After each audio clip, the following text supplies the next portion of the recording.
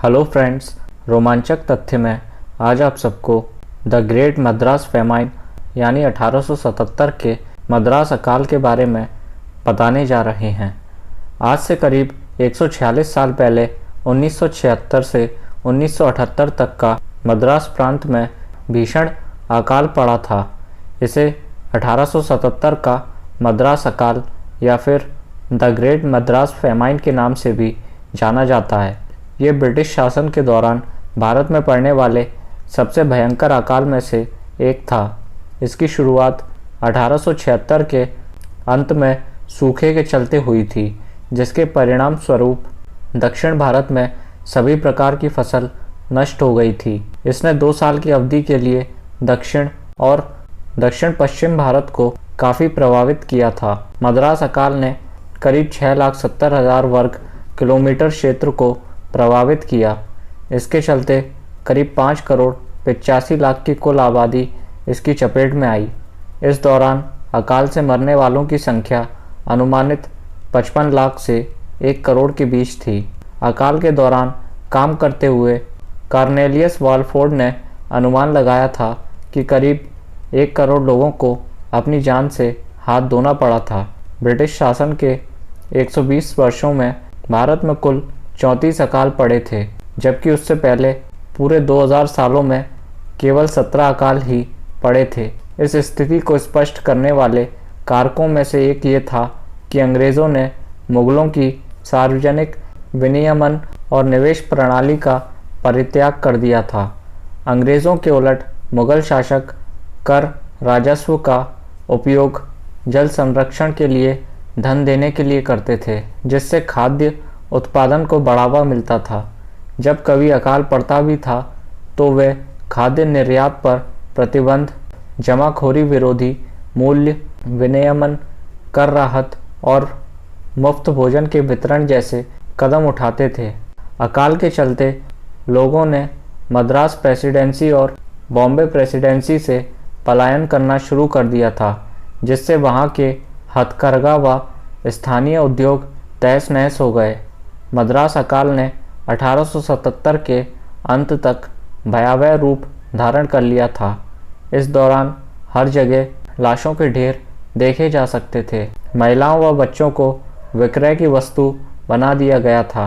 हालात इस कदर डरावने थे कि इंसान को खाने को मजबूर था। भूख और प्यास के चलते लोग चींटियों के बिलों से अनाज के दाने निकालकर खाने तक को मजबूर हो गए थे। इस दौरान महिलाएं देह व्यापार द्वारा किसी तरह अपने परिवार का पेट पालने को मजबूर थीं। अकाल के दौरान सैकड़ों कंकाल पुराने कुओं में धकेल दिए गए, क्योंकि इतने बड़े पैमाने पर असंख्य मौतें हुईं कि मृतकों के दुखी संबंधी परंपरा के अनुसार अंतिम संस्कार करने में असमर्थ थे। माँओं ने थोड़े से भोजन के लिए अपने बच्चों को बेच दिया। पतियों ने अपनी पत्नियों को उन्हें भूख के कष्ट झेलते हुए मरते देखने की पीड़ा से बचने के लिए तालाबों में फेंक दिया। मृत्यु के इन दृश्यों के बीच भारत और ब्रिटिश सरकार खामोश रही। इस दौरान समाचार पत्रों को मौन रहने के लिए समझा दिया गया था। इस दौरान मद्रास के व्यापारी, कुलीन वर्ग व यूरोपीय लोगों ने चंदा इकट्ठा करने के लिए लंदन में ब्रिटेन सरकार से गुहार लगाई और स्थानीय स्तर पर भोजनशालाओं को शुरू किया गया। हालांकि कुछ यूरोपीय लोगों ने दान भी दिए, और जब लंदन सरकार ने भारत में ब्रिटिश सरकार के सर्वे सर्वा लिटन को इस मामले में फटकार लगाई, तो लिटन ने बेमन से ही 10,000 पाउंड का दान दिया और दान परंपरा को निरर्थक घोषित किया। मद्रास गवर्नर को फटकार लगाई और ऐसे फिजूल कार्यों में पड़ने से बचने को कहा। लेकिन इसी फिजूल खर्ची का उदाहरण 1877 में भव्य दिल्ली दरबार लगाकर किया गया। भारत में अंग्रेज़ों के आगमन से पहले अकाल कोई नियमित आपदा नहीं थी, और जब कभी हुई भी तो तत्कालीन राजाओं ने दान, निर्माण कार्यों व समय रहते अनाज उपलब्ध करवाकर इसका प्रभाव कम करने का प्रयास किया। लेकिन ब्रिटिश शासन के दौरान भारत में 1865 से 1947 तक कुल 31 भीषण अकाल पड़े, जिसमें 8.5 करोड़ भारतीयों ने अपनी जान गंवाई। सन 1877 में मद्रास अकाल ने दक्षिण भारत व दक्षिण पश्चिम भारत के बड़े क्षेत्र मद्रास प्रेसिडेंसी, मैसूर, हैदराबाद को प्रभावित किया। इस दौरान लगभग 50 लाख से 1 करोड़ लोगों को जान गंवानी पड़ी।